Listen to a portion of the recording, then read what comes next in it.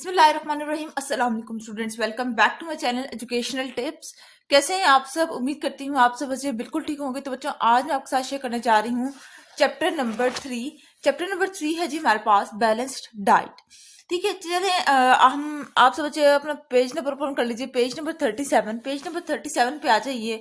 तो हमारे पास है जी चैप्टर नंबर 3 बैलेंस डाइट। यानी कि हम लोग इस लेक्चर के अंदर हम लोग बेसिकली अपनी खुराक के बारे में बात करने लगे हैं। तो फिर चलिए अपना लेक्चर आज का स्टार्ट करते हैं।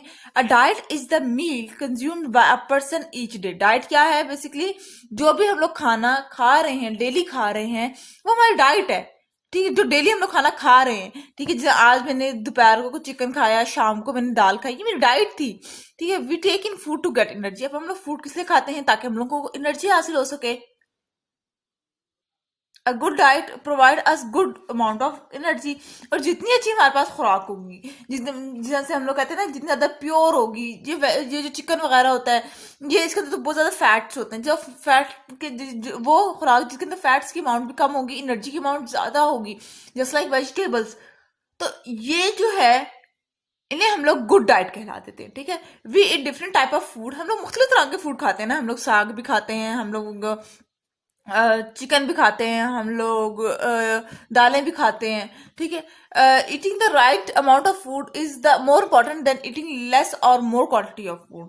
ठीक है, अब वो कह रहे हैं कि एक स्पेसिफिक अमाउंट के अंदर अगर हम लोग फूड खाएंगे तो ये हमारे लिए ज्यादा बेहतर है, बजाय इसके कि हम लोग वो कहते हैं ना कि कुछ कुछ कुछ लोगों को चिकन पसंद होता है तो वो हर टाइम बस चिकन ही खाते रहते हैं। ये उनके लिए डेंजरस है, ये उनके लिए हार्मफुल है।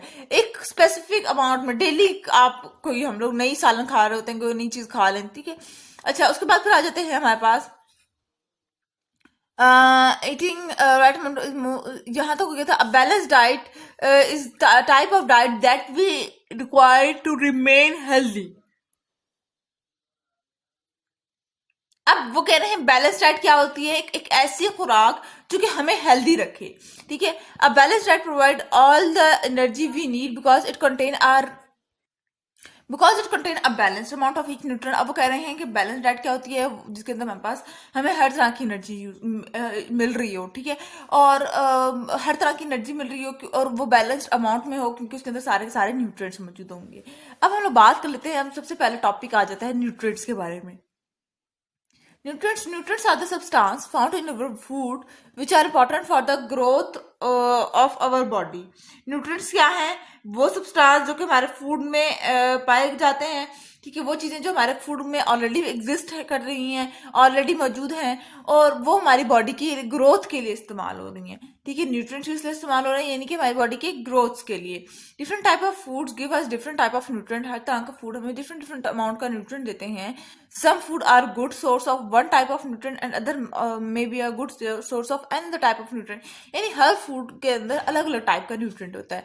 ठीक है, और हर फूड के अंदर जब अलग अलग अमाउंट का न्यूट्रिएंट होगा और अलग अलग टाइप का न्यूट्रिएंट होगा, तो वो न्यूट्रिएंट अपना अपना काम करेगा।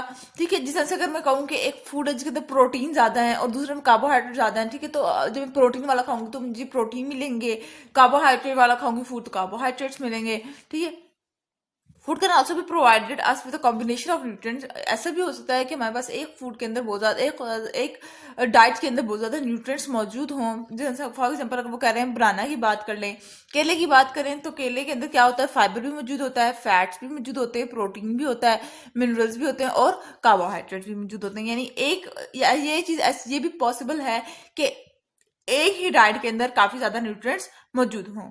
ठीक है, there are 7 different type of nutrient which we require in our food. अब वो कह रहे हैं न्यूट्रिएंट 7 टाइप्स के होते हैं जो कि हमें अपने फूड के अंदर चाहिए होते हैं। ठीक है, protein, fats, fibre, mineral, vitamin, water और कार्बोहाइड्रेट। ये 7 हमें न्यूट्रिएंट्स अपने फूड के लिए चाहिए होते हैं।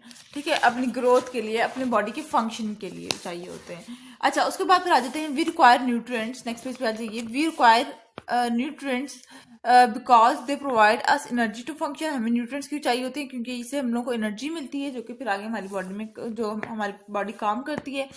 दे provide chemicals to build cells and other part of our body. ठीक है, इसी तरह से इन न्यूट्रिएंट्स के अंदर हमारे पास केमिकल्स मौजूद होते हैं जो कि हमारी बॉडी के अंदर सेल्स के बना रहे होते हैं और हमारे बॉडी के अदर फंक्शनिंग को परफॉर्म कर रहे होते हैं। The requirement of different nutrient vary according to the different age group, gender, height etcetera. ठीक है, अब वो कह रहे हैं कि हर बॉडी की कौन सी बॉडी कितना न्यूट्रिएंट लेगी, ये जो रिक्वायरमेंट है, ये जो नीड है, हर बॉडी की अपनी अपनी होती है। अब ये नीड किस पर डिपेंड करती है? हमारी एज के ऊपर डिपेंड करती है, हमारे जेंडर के ऊपर, हमारी हाइट के ऊपर डिपेंड कर रही होती है। ठीक है, हर इंसान का अलग अलग न्यूट्रिएंट का लेवल होता है, हर इंसान को अलग अलग अमाउंट के न्यूट्रिएंट चाहिए होते हैं। अब आ जाते हैं हम लोग कार्बोहाइड्रेट्स के ऊपर। Carbohydrates are mainly made up of sugar molecule which provide instant energy to our body. Carbohydrate किससे बने हुए होते हैं? शुगर के मॉलिक्यूल से। केला है तो इसके अंदर शुगर मौजूद है, यानी कि इसके अंदर शुगर मॉलिक्यूल्स थे। ठीक है, अब ये शुगर मॉलिक्यूल यानी कि ये कार्बोहाइड्रेट क्या करेगा? ये हमारी बॉडी को फटाफट से एनर्जी दे देगा। These are very important part of our diet. ये कार्बोहाइड्रेट हमारी बॉडी के लिए बहुत इंपॉर्टेंट है। Even gram of carbohydrate provide us 4 calories. अगर हम लोग 1 ग्राम कार्बोहाइड्रेट की बात कर लें तो ये हमें कितनी कैलोरीज देता है? 4 कैलोरीज देगा। Carbohydrate can be of different types such as starch and sugar. कार्बोहाइड्रेटों की भी वो कह रहे हैं आगे हमारे पास बहुत टाइप्स हैं, जिसमें से स्टार्च है, शुगर है। Carbohydrates react with oxygen to release energy. और एनर्जी कब रिलीज होती है? जब कार्बोहाइड्रेट हमारे पास ऑक्सीजन के साथ रिएक्ट करता है तो रिजल्ट में हमारे पास कार्बन डाइऑक्साइड बन जाती है, वाटर बन जाती है और हमारे पास एनर्जी बन जाती है, जो कि फिर वो ये एनर्जी हमारी बॉडी को मिल जाती है। कार्बन डाइऑक्साइड हमारी बॉडी से रिलीज हो जाती है, वाटर हमारे अंदर मिक्स हो जाता है। Carbohydrate provide us with glucose which is needed by our body to produce energy to perform the activities of life। अब देखिए हमारी बॉडी किस फॉर्म में कार्बोहाइड्रेट को ले रही है? हमारी बॉडी ग्लूकोज की फॉर्म में कार्बोहाइड्रेट को अपने अंदर कर रही है, जो कि अभी ग्लूकोज क्या करता है? हमारी बॉडी को एनर्जी देता है और हमारी बॉडी को डेली लाइफ एक्टिविटीज जो आम रूटीन में हमने काम कर रहे होते हैं वो काम परफॉर्म करता है। our body get 45 to 65% of its required calories from carbohydrate. अब हमारी बॉडी को कैलोरीज भी चाहिए होती हैं, तो वो कहाँ से? हमारी बॉडी को 45 से 65 तक की कैलोरीज चाहिए होती हैं और वो कहाँ से आ जाती है? हमारे पास कार्बोहाइड्रेट से। The type of food we eat that contain carbohydrate include bread, fries, pulse, milk, potatoes etcetera. अब वो कह रहे हैं कि ये फूड के नाम दिए हैं जिनके अंदर कार्बोहाइड्रेट मौजूद होता है। जब ब्रेड है, फ्राइज है, पल्सेस है, मिल्क है, पोटैटोज हैं, इन सारों के अंदर कार्बोहाइड्रेट्स मौजूद होता है। ठीक है, अब आ जाते हैं हम लोग बात कर लेते हैं अपना टॉपिक है प्रोटीन के ऊपर। Protein are use to make important chemicals and materials in our body. अब प्रोटीन का इस्तेमाल कहाँ पर हो रहा है? हमारी बॉडी के अंदर जितने इंपॉर्टेंट केमिकल्स रिएक्शन हो रहे हैं, ठीक है, इसी तरह से हमारी बॉडी के अंदर कोई भी मटीरियल बन रहा है, हमारी बोन्स को स्ट्रॉन्ग करने में क्या इस्तेमाल हो रहे हैं? प्रोटीन का इस्तेमाल होता है। Protein are required to make new cell and help in the growth of our body. ये हमारी बॉडी के न्यू सेल बनाने में मदद करता है और साथ ही साथ हमारी ग्रोथ में मदद कर रहा है। These are made up of smaller unit called amino acid। Protein किससे मिलकर बने हुए हैं? छोटे छोटे यूनिट से, जिनको हम लोग अमाइनो एसिड कह देते हैं। छोटे छोटे यूनिट से जिनको हम लोग अमाइनो एसिड कहते हैं। अब body get 10 to 35% calories from protein. अब हमारी बॉडी 10 से लेकर 35% तक की जो कैलोरीज होती है वो कहाँ से लेती है? प्रोटीन से लेती है। The protein we get are digested or broken down into our stomach in our stomach into amino acid।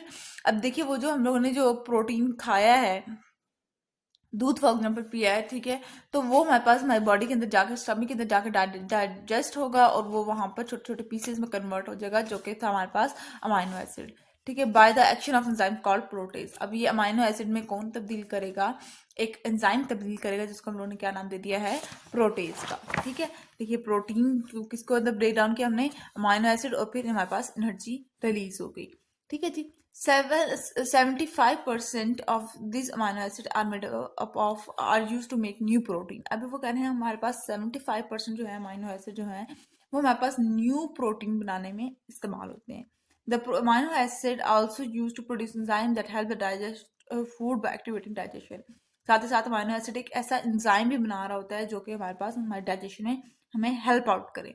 Protein help in determining the structure of the body. Protein किस से कहाँ पे हमारे पास काम आ रहा है? एक तो ये हमारे पास हमारी बॉडी का स्ट्रक्चर बनाने में काम आता है। It is required during a cell division of the growth for growth, reproduction and healing. ठीक है, यानी कि जब भी हमें कोई चोट लग जाती है उस जख्म को भरने में प्रोटीन का इस्तेमाल है। ग्रोथ के अंदर हमारी और रिप्रोडक्शन के अंदर हमारी प्रोटीन का इस्तेमाल है। Protein help in build and repairing tissue including skin, bones and muscle. Protein क्या कर रहा है हमारे पास? हमारे टिश्यू को बनाने में, हमारे स्किन के टिश्यू को बनाने में बेसिकली हेल्प आउट कर रहा है। प्रोटीन हेल्प इन डाइजेशन, और साथ साथ प्रोटीन हमारे पास डाइजेशन में भी रोल प्ले कर रहा है। Fruits, vegetable, nuts and seed are good source of protein. Sea food, white meat and egg are also rich food, rich in protein. अब वो कह रहे हैं हमारे पास फ्रूट्स, वेजिटेबल और ये नट्स जितने भी हैं, ये सारे हमारे पास इनके अंदर बहुत ज़्यादा अमाउंट में प्रोटीन मौजूद होता है। इसी तरह से सी फूड में, वाइट मीट में, एग में, इनके अंदर भी प्रोटीन मौजूद होता है। जबकि अगर हम लोग डेयरी प्रोडक्ट की बात करें तो मिल्क के अंदर, योगर्ट के अंदर, ये हमारे पास इनके इधर से तो बेसिकली हमारे पास प्रोटीन आ रहा होता है। ठीक हो गया जी। तो ये था आज का लेक्चर। होप्स आपको आज का लेक्चर समझ आ गया होगा। अगर आज का लेक्चर आप सबको समझ आ गया है तो मेरे चैनल को सब्सक्राइब कर दीजिएगा, वीडियोस को लाइक कर दीजिएगा, साथ साथ बेल आइकन को प्रेस करना मत भूलिएगा, इससे मेरी आने वाली हर लेटेस्ट अपडेट सबसे पहले आप तक पहुंचेगी।